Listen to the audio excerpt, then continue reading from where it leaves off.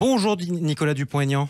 Bonjour à vous. Vous êtes candidat à l'élection présidentielle 2022, député de l'Essonne, président de Debout la France. C'est votre troisième campagne présidentielle, on va y revenir. Mais d'abord, la guerre en Ukraine qui fait rage depuis un mois. 90% de la ville de Mariupol serait détruite. Une ville de la taille de Toulouse où il ne reste plus que 100 000 civils qui sont piégés. La France va lancer une opération humanitaire d'évacuation avec la Grèce et la Turquie. Est-ce que vous soutenez le gouvernement dans cette entreprise ?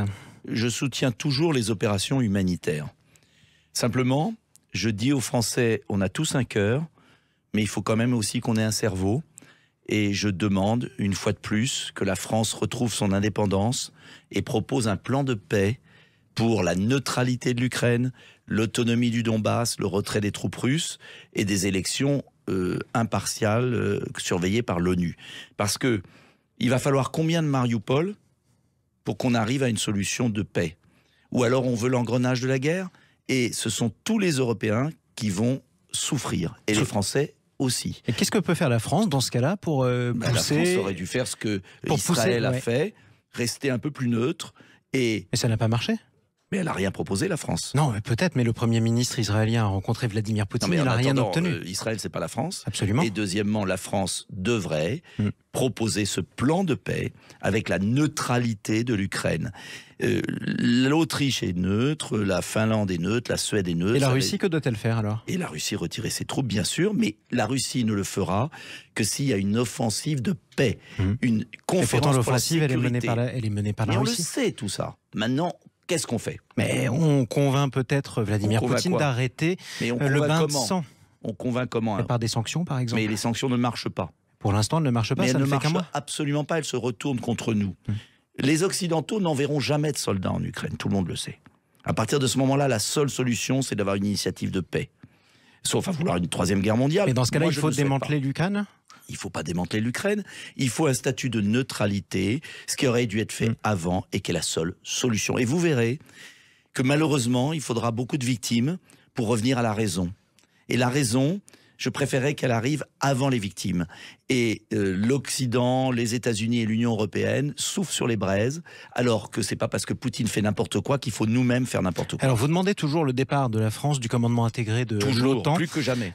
Pourquoi maintenant, alors même que l'OTAN vient de montrer son utilité ? Mais l'OTAN n'a rien montré du tout. Mais si, l'Ukraine n'est pas dans l'OTAN, l'Ukraine est envahie. La Pologne est dans l'OTAN, la Pologne n'est pas envahie. L'OTAN, je ne demande qu'on sorte du commandement militaire intégré, pas de l'OTAN. Ça changerait quoi ? Ça changerait que la France retrouverait beaucoup plus sa liberté militaire. Et je vous le dis, moi, président, je n'entraînerai jamais la France dans cette guerre qui est liée à un conflit régional. Et on sait comment commencent les conflits régionaux et on a vu en 14-18 comment ça finissait. Et il y a une petite musique malsaine aujourd'hui parce que on est en train de sortir l'Europe de l'histoire au XXIe siècle. Il faut absolument mettre fin à cette guerre le plus vite possible et la France a un rôle à jouer. En attendant, il y a des élections. Et je vois que cette affaire de l'Ukraine est en train d'effacer l'élection présidentielle française. Des guerres, il y en a malheureusement tout le temps, horribles. Je souhaite qu'on ait des initiatives de paix. J'ai une position claire dessus.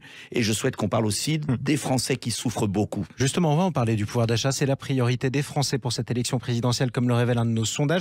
Vous vous présentez comme le candidat gaulliste, le candidat du gaullisme. Qu'est-ce qui fait de Nicolas Dupont-Aignan quelqu'un de plus gaulliste, par exemple, qu'un Éric Zemmour qui s'en réclame ou qu'une Valérie Pécresse qui s'en réclame ? L'indépendance de la France, ça ne se négocie pas. La liberté des Français, j'ai toujours été clair, notamment sur mon refus absolu de tout pass vaccinal sanitaire, que j'abrogerai, la réintégration des soignants exclus. C'est votre première mesure ? Oui. C'est toujours votre priorité ?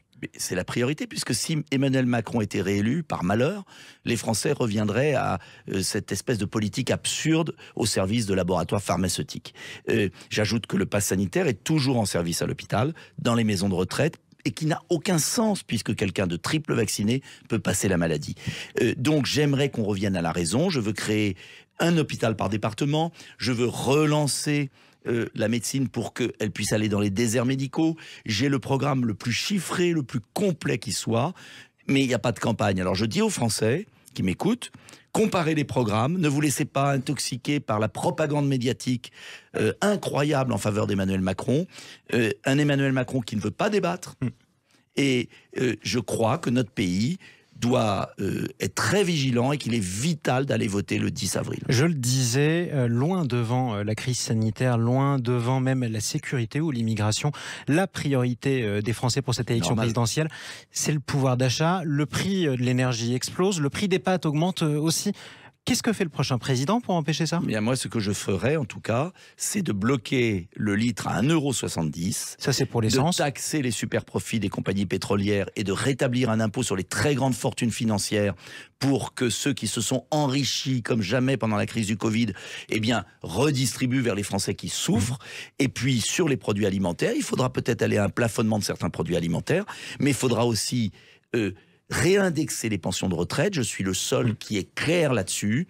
Réindexation des pensions de retraite et pas de réforme à 64 ans comme Éric Zemmour, Madame Pécresse, Monsieur Macron, 65 ans, parce que ça créerait des millions de pauvres retraités. Et je veux utiliser l'argent qu'on verse à l'Union européenne chaque année, 10 milliards d'euros, le redistribuer vers les retraités. 65. Vous voulez plafonner le prix des denrées alimentaires, par exemple. Ce sont les agriculteurs français, notamment, qui en produisent beaucoup. Mais les agriculteurs français, eux, sont victimes de la hausse des engrais. Quand je dis plafonner, bien sûr, ça ne sera pas au détriment des agriculteurs. Ça sera, ils sont indemnisés. Ce que je veux, c'est surtout traiter la cause. Et c'est pourquoi je vous parlais d'un plan de paix en Ukraine, qui est une pure folie ce qui est en train de se passer pour l'équilibre alimentaire du monde. Mais au-delà de ça, moi je veux redonner du pouvoir d'achat aux Français. Ça veut dire les retraités, indexer les pensions de retraite et maintenir la retraite comme elle est aujourd'hui à 62 ans, surtout ne pas passer plus haut. Et puis, ma grande mesure, c'est le 13e mois pour tous, mais je rase pas gratis, parce que je le finance comment ? Je le finance par la baisse des charges salariales, l'entreprise ne paiera pas plus, et l'État fera des économies sur notamment les millions de fausses cartes vitales, 20 milliards d'euros, sur cet argent qui est dilapidé, sur la grande fraude à la TVA, qui fait que ce sont toujours les plus modestes qui vivent toujours moins bien, et l'État qui ne joue pas son rôle. On l'a vu avec l'affaire McKinsey, par exemple. Quand vous pensez qu'il y a 1 milliard qui passe dans des conseils. En 5 ans, effectivement, il y a eu plus d'1 milliard. En 2021. En 2021. 2021, 1 milliard. 500 000 euros pour une note sur le statut des enseignants. Et tout ça, c'est un conflit d'intérêts. Ce sont des gens qui ont aidé à M. Macron pour sa campagne présidentielle de 2017. Dans n'importe quelle démocratie, on demanderait des comptes au gouvernement. L'argent public est dilapidé, alors même qu'on demande toujours plus d'efforts aux Français. Je veux remettre de l'ordre là-dedans. J'ai écrit un livre, Où va le pognon ? Je pense être raisonnable. Je ne fais pas des promesses excessives. Je dis, on prend là et on redonne là. Ceux qui travaillent. Revenons-en au sondage. Notre holding IFOP fiducial pour Sud Radio met Emmanuel Macron et Marine Le Pen très loin devant les autres pour accéder au second tour. D'abord, ça c'est notre question du jour ce matin sur Sud Radio. Est-ce qu'on peut encore empêcher ce scénario qui était prévu depuis 5 ans ? Les sondages ne valent rien. Je vous le dis. Ils se sont trompés de 10 points. Vous nous avez bassiné avec les sondages au régional. Toutes les régions devaient passer au Rassemblement national. 10 points de moins. Ça, c'est objectif. Donc, je dis aux Français, arrêtez de vous laisser intoxiquer par les sondages et les médias. Allez voter. Si vous vous abstenez, vous ferez réélire Emmanuel Macron, parce qu'il y a beaucoup de gens dans la rue qui me disent « Monsieur Dupont-Aignan, on vous aime bien, mais on ne va pas voter parce qu'on est contre Emmanuel Macron. » Je leur dis au contraire, si vous n'allez pas voter, il va rester. Si vous allez voter, tout peut changer.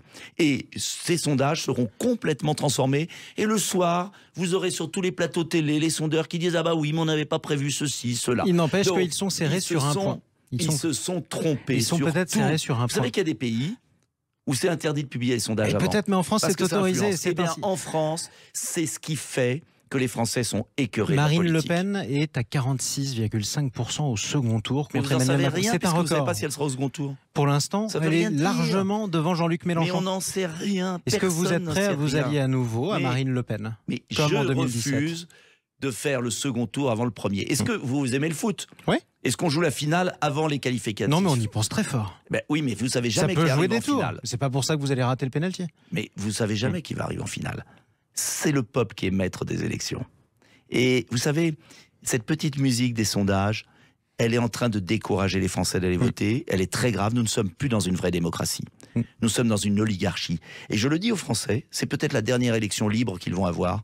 La dernière élection libre ? Oui, parce qu'après, ils vont nous inventer le vote par correspondance, le vote par Internet. Si Emmanuel Macron est réélu... Pourquoi on n'est pas libre sur Internet ?